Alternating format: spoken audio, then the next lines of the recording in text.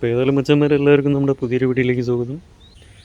ഇപ്പോൾ കാലത്തെണീറ്റു മഴ ചാറുന്നുണ്ട്. അപ്പോൾ നമ്മൾ ആലപ്പുഴ എത്തിയിട്ടുണ്ട്. ഇന്നലെ ഇവിടെ വന്നിട്ട് രാത്രി സ്റ്റേ ചെയ്തു. അപ്പോൾ കാലത്തെണീച്ച് പല്ല് തേപ്പും കാര്യങ്ങളൊക്കെ കഴിഞ്ഞിട്ട് നമുക്ക് നേരെ ഇവിടെ നിന്ന് ഇറങ്ങണം.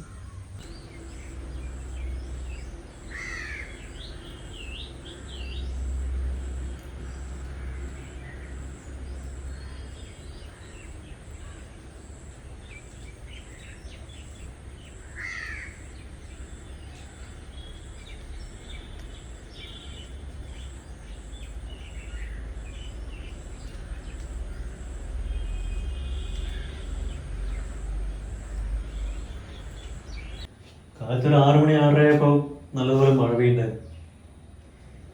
റൂമിൽ വരുമ്പോൾ ഇതേപോലുള്ള സാധനങ്ങൾ കയ്യിലുണ്ടെങ്കിൽ കൊണ്ടുവരും കേട്ടോ. ഇവിടെ നമ്മുടെ പുതിയ ടൈപ്പുള്ള ഒരു സ്ക്വയർ ടൈപ്പുള്ള പ്ലഗ്, നമ്മുടെ ചാർജർ കുത്താനുള്ള സോക്കറ്റ് അല്ല, പഴയ ടൈപ്പാണ് ആ റൗണ്ട്. ഇവിടെ വന്നിട്ട് ഇപ്പോൾ വേറെ വഴിയൊന്നുമില്ല, കടയിൽ നിന്ന് മേടിക്കേണ്ടി വന്നു. 40 രൂപ.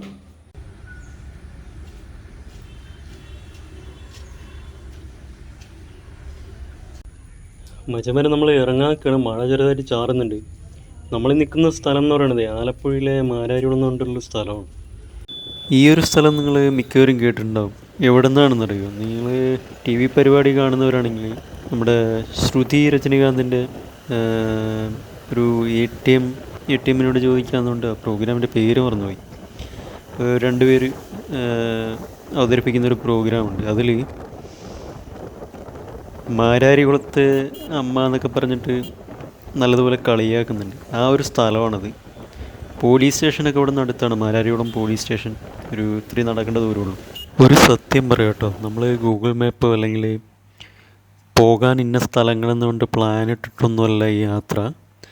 അപ്പോൾ നമ്മൾ വരുമ്പോൾ തന്നെ ഒരു ഡെലിവറി കഴിഞ്ഞ് അടുത്തത് തിരുവനന്തപുരമാണ്. അപ്പോൾ പോകുന്ന വഴിക്ക് ഇപ്പോൾ ഉള്ളിലോട്ട് ഒരു 10 കിലോമീറ്റർ അങ്ങനെയൊക്കെ ആണെങ്കിലും നമ്മൾ കയറി ആ സ്ഥലമൊക്കെ കവർ ചെയ്തിട്ടാണ് അങ്ങനെ പോകുന്നത്.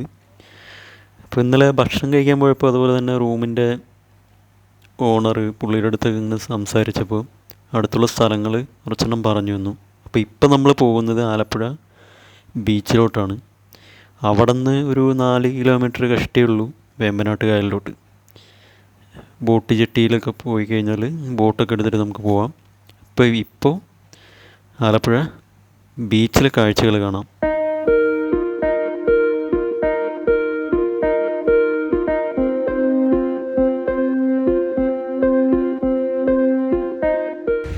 അപ്പോൾ നമ്മൾ ആലപ്പുഴ ബീച്ചിലെത്തിയിരിക്കുകയാണ്.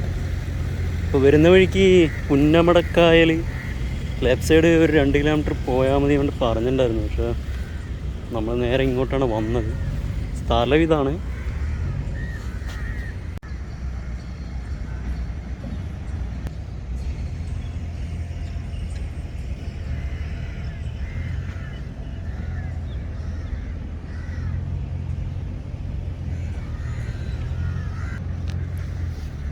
ഇവിടെ നല്ലൊരു പിക്ചറും ലോകമേ തറവാട് എന്നൊക്കെ എഴുതി വെച്ചിട്ടുണ്ട് നല്ല ഭംഗിയായിട്ട്. നമ്മുടെ കേരളമായിട്ട് ബന്ധപ്പെട്ടുള്ള ആ ഒരു ഇതാണ് ചിത്രത്തിൽ വരച്ചിരിക്കുന്നത്. തോണി അങ്ങനെ കുറേ സംഭവങ്ങളുണ്ട് അതിൽ.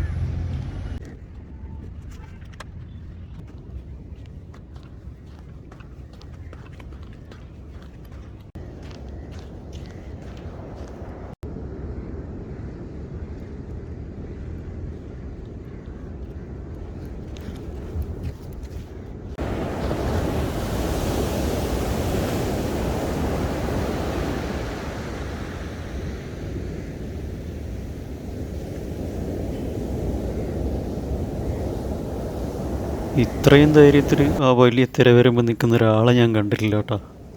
നല്ല ചങ്കൂറ്റം പായൻ്റെ.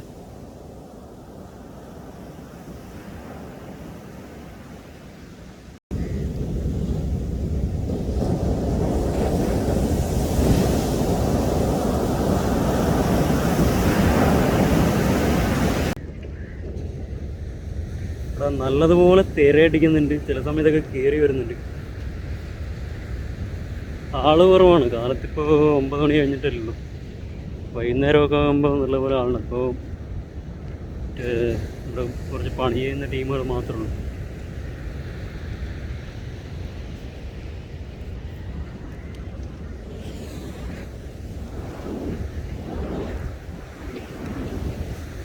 ഇവിടെ കുറേ മീൻപിടുത്തക്കാരുണ്ട്.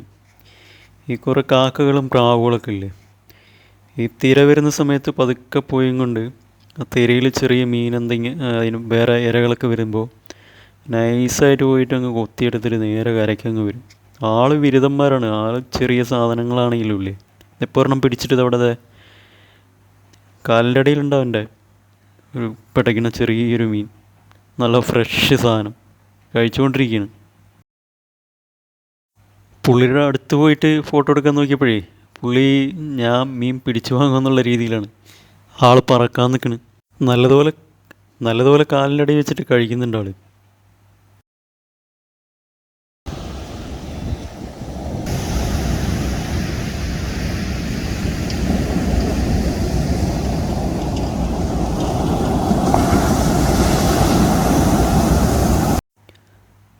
അത്യാവശ്യം നീളമുള്ള ബീച്ചാണ്.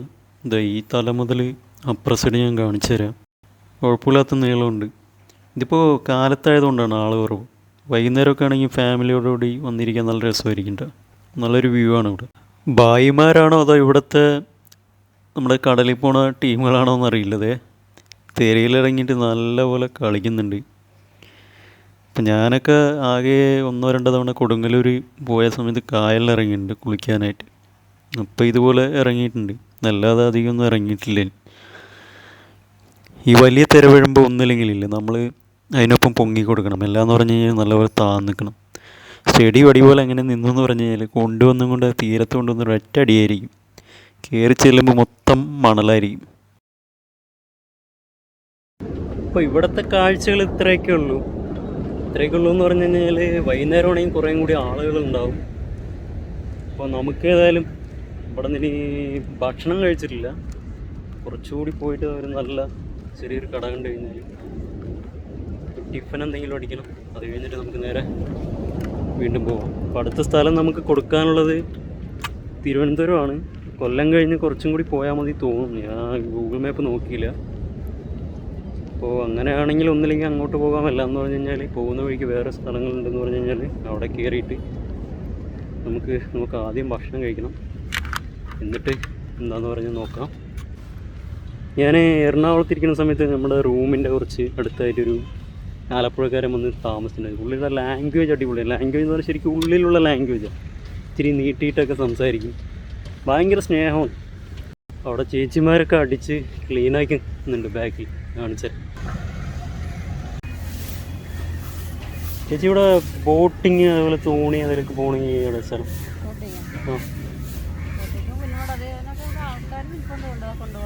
എവിടെ ഇതില്ല ഇവിടെ നിന്ന് അങ്ങോട്ട് പോയ സ്ഥലമുള്ളൂ.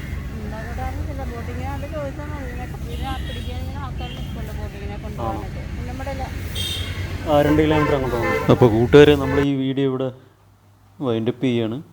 ഇപ്പോൾ ഒരുപാട് ലെങ്തി ആക്കുന്നില്ല. അപ്പോൾ അടുത്ത പാർട്ടായിട്ട് അടുത്ത വീഡിയോ ഇടുന്നതായിരിക്കും. അപ്പോൾ എല്ലാവരും നല്ലതുപോലെ സപ്പോർട്ട് ചെയ്യുക.